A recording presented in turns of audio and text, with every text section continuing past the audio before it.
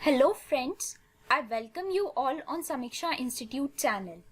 यदि 2020 MPPSC mains के change syllabus की बात करें तो कई सारे न्यू टॉपिक्स ऐड किए गए हैं, जिसमें से पेपर सेकंड का पार्ट ए इंडियन कॉन्स्टिट्यूशन में यूनिट 3 के पॉइंटर सेकंड का सब टॉपिक है consumer forum.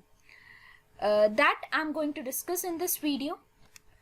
Consumer forum. Your customer's perception is your reality. It's a basic tagline जो ये बताती है कि किसी भी इकोनॉमी को रन करने के लिए एक कस्टमर और एक कंज्यूमर की कितनी इम्पोर्टेंस है.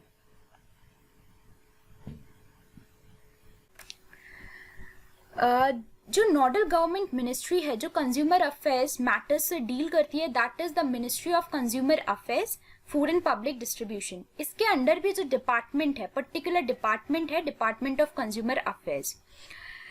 Currently Ramvilas Paswan is the minister of consumer affairs ministry. After that consumer forum. So these are basically the consumer protection councils itself. Consumer forums और कंज्यूमर प्रोटेक्शन काउंसिल्स हमने अपनी डे टू डे लाइफ में ज़रूर इनका नाम सुना हुआ है. अगर मैं एक शब्द में समझाना चाहूँ तो consumer forums they are basically the recommendatory body, they are the advisory body. इनका इम्प्लीमेंटेशन लेवल पे कोई काम नहीं होता है.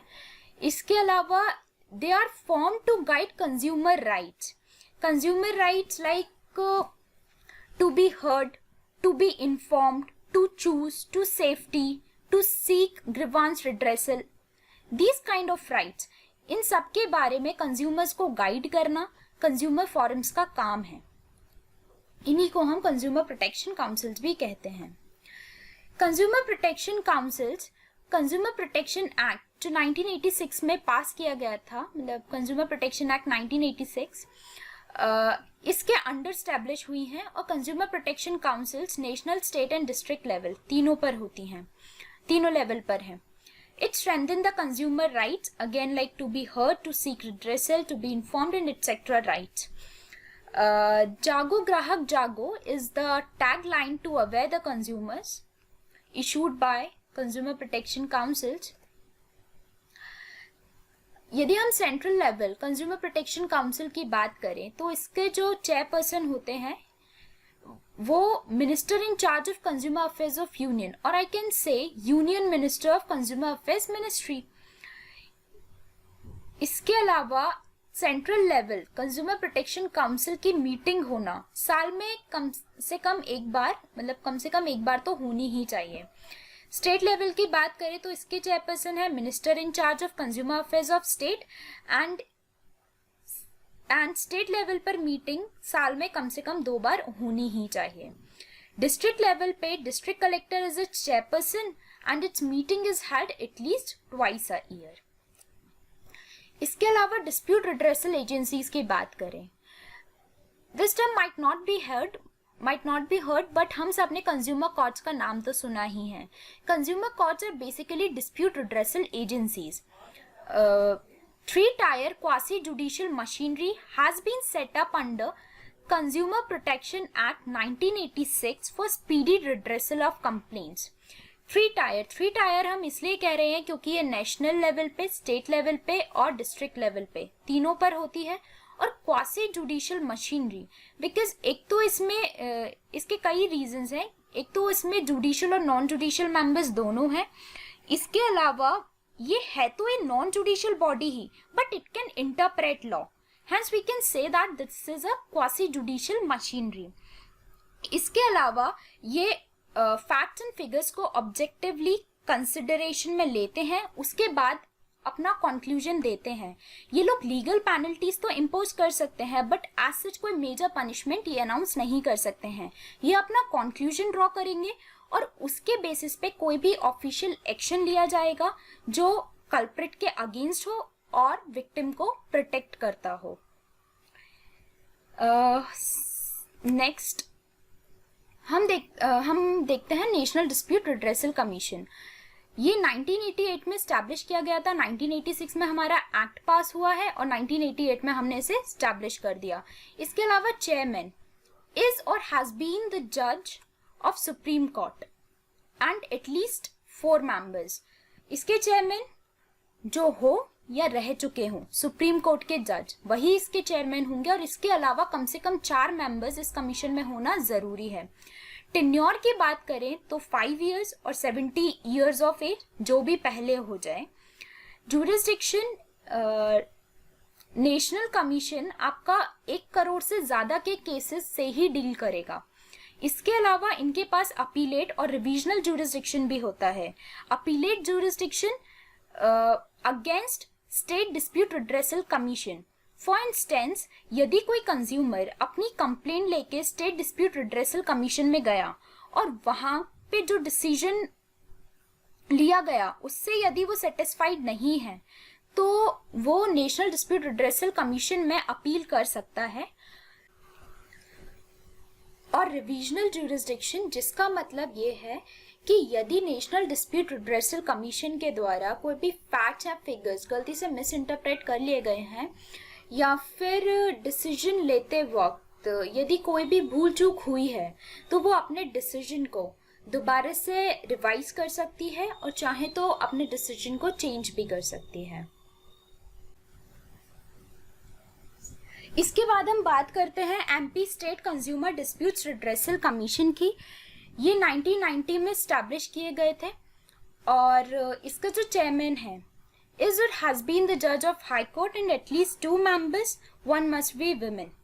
हाई कोर्ट के जज या तो प्रेजेंट में हो या हाई कोर्ट के जज रह चुके हो, वो state redressal commission, dispute redressal commission के चेयरमैन हो सकते हैं। इसके अलावा कम से कम 2 मेंबर्स का होना जरूरी है, जिसमें से एक तो वुमन होगी ही। यदि हम जुरिस्डिक्शन की बात करें तो ये 20 लाख और 1 करोड़ के बीच के केसेस को एडजुडिकेट करते हैं और इनके पास भी अपीलेट जुरिस्डिक्शन होता है against the district consumer disputes redressal commission. बाकी इनके पास रिविजनल जुरिस्डिक्शन भी है। नेक्स्ट हम देखते हैं district consumer disputes redressal commission. इसके चेयरमैन होते हैं जो या तो प्रेजेंट में डिस्ट्रिक्ट जज हो या डिस्ट्रिक्ट जज रह चुके हो या फिर डिस्ट्रिक्ट जज होने की योग्यता रखते हो। इसके अलावा 2 और मेंबर्स इस कमीशन के मेंबर्स होते हैं, जिसमें से एक वुमन होगी। इसमें खास बात यह है कि it is obvious that these members of the commission are appointed by state government on the recommendation of a selection committee. It is important. ये जो selection committee है उसके recommendation पे ही state government इन members को appoint करेगी। अब इस selection committee के members की हम बात करें तो इसमें आपका chairman of state commission ये होगा। स्टेट कमीशन यहाँ पे वो है state consumer disputes redressal commission, उस कमीशन का चेयरमैन होगा। इसके अलावा 2 मेंबर्स और होंगे, जिसमें से एक है secretary of law and legislative affair department और दूसरा है secretary of food civil supplies and consumer protection department और मिनिस्ट्री। सो देन जुरिस्डिक्शन, तो ये 20 लाख रुपीस तक के केसेस को एडजुडिकेट कर सकते हैं और उनको डील कर सकते हैं।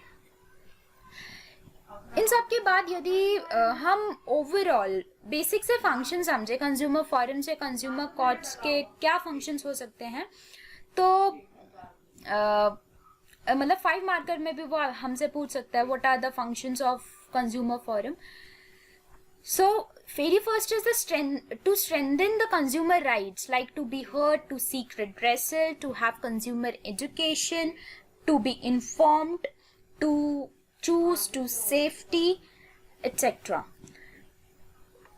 इसके अलावा provides mechanism for speedy redressal of complaints.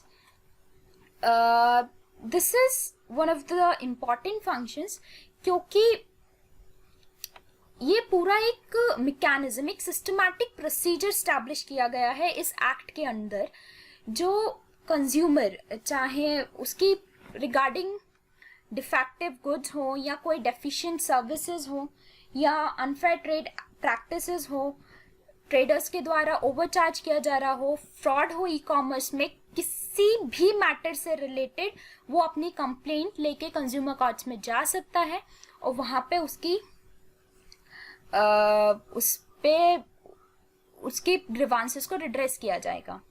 इसके अलावा prohibition and penalty for misleading advertisements and fraud in e commerce. It is important.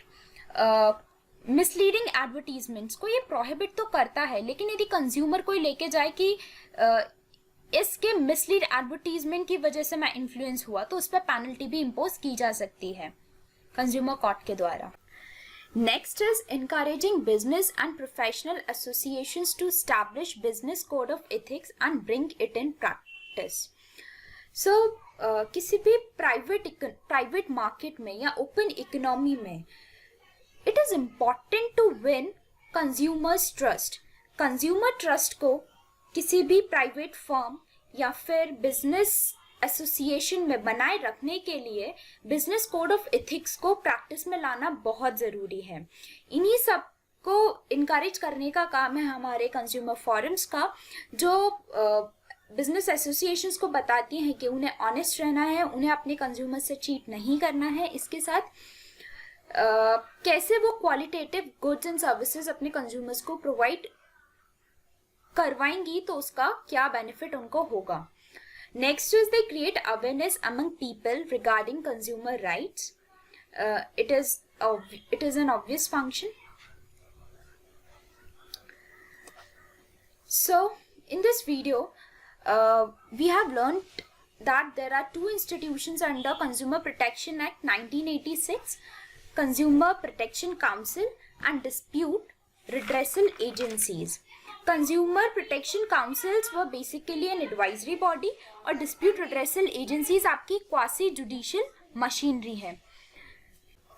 And apart from that, जो Consumer Protection Councils का एक basic और important function ये भी है कि Consumer Protection Councils consumer को consumer courts में अपनी कंप्लेंट्स फाइल करने के लिए मदद करता है, उन्हें पूरा प्रोसीजर बताता है, उनके लेवल पे जाके उन्हें समझाता है. इसके साथ ही ज़रूरत पड़े तो वो इंडिविजुअल कंज्यूमर्स को कंज्यूमर कोर्ट्स में रिप्रेजेंट भी कर सकता है. So that's all about my video. And if you find this video useful, then please like and share the video and subscribe the channel. Thank you.